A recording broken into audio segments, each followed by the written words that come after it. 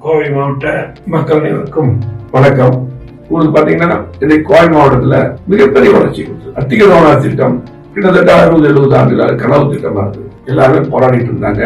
விவசாயிகள் போராட்டக்குழு போராடினாங்க. எல்லா அரசும் மத்தியில பல அரசாங்கம் வந்து மாறி மாறி அதில் யாருமே அதை பத்தி கண்டுக்கல. ஆனால் எடப்பாடி முதலமைச்சர் வந்த பின்னால் அந்த திட்டத்தை அம்மாவுடைய அரசின் மூலமாக முழுமையாக நிதி ஒதுக்கி அந்த திட்டங்களை எல்லாம் முழுமையா நமக்கு தந்து நிதியை தந்து நேரடியாக வந்து அடிக்கல் நாட்டி 95% பணியை அம்மா அரசு போது எடப்பாடி அப்படி பாத்தீங்கன்னா அதே போல பில்லூர் 3ஆம் கூட்டுக்குடி திட்டம் கோவை மாவட்ட திட்டத்தை முழுமையாக நான் உள்ளாட்சித்துறை அமைச்சர் எடப்பாடி நிதி கேட்டு அந்த திட்டமும் வேகமாக நடைபெற்றுக் கொண்டிருந்தது. இன்னும் முடிக்கிறது. அந்த திட்டம் எதுக்காக கொண்டு வந்து 50 வருஷத்துக்கு குடிநீர் பிரச்சனையே இருக்கு.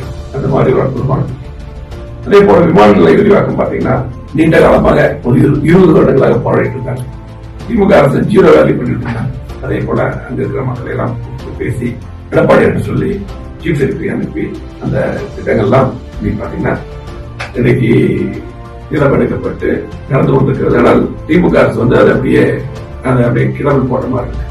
இப்படி பாத்தீங்கன்னா இன்னைக்கு கோவை மாவட்டத்துக்கு எண்ணற்ற திட்டங்களை சொல்லலாம். இன்னும் மேற்கு பழனிச்சாலை பெட்ரோலை திட்டம் அறிவிப்பு, இதே போல 6 புதிய கல்லூரி, அரசு மருத்துவமனை மேம்பாடு, கலெக்டர் புது பில்டிங், எஸ்பிஎஃப் புது பில்டிங், இன்னைக்கு சொல்லிட்டே போலாம். ஸ்மார்ட் சிட்டி திட்டம் பாத்தீங்கன்னா ஒவ்வொரு குளங்களும் மலையில எப்படி இருக்கு. இந்த குளக்கரையில் இருக்கிறவங்களுக்கு எல்லாம் நல்லா அடுக்குமாடி வீடு எல்லாம் கட்டி கொடுத்து அவங்க எல்லாம் பாத்தீங்கன்னா மாற்றிடம் கொடுத்து அந்த குளக்கரை எல்லாம் மேம்படுத்தி இன்னைக்கு இந்தியாவில் இருக்கக்கூடிய எல்லாரும் வந்து பாராட்டக்கூடிய வகையில அதிகமான பரிசுகள் மத்திய அரசு விருதுகள் வாங்கியிருக்கு. நிறைய பேர் வந்து மாடலா பார்த்துட்டு போயிருக்காங்க. இன்னைக்கு இருக்கக்கூடிய திமுக ஆளுங்கட்சி ஒன்றும் பண்ணல. பாரதிய கட்சி மத்தியில் இருக்கிறாங்க. எம்பி ஆயிட்டா அப்படி பண்ணிட்டு கொண்டு இப்பவே அவங்களுக்கு எல்லா அதிகாரம் இருக்கு. இன்னைக்கு பாத்தீங்கன்னா எல்லா அதிகாரம் இருந்து மாவட்டத்துக்கு ஜிஎஸ்டி பிரச்சனை எந்த ஒரு திட்டமே நம்ம கோவை மாவட்டத்துக்கு ஆட்கள் மட்டுமல்ல, நீலகிரி கொடுக்கல, பொள்ளாச்சி கொடுக்கல, திருப்பூர் கொடுக்கல, ஈரோடு கொடுக்கல. எந்த 3 வருஷத்துல ஏதாவது ஒரு திட்டம் எந்த திட்டமும் இவ்வளவு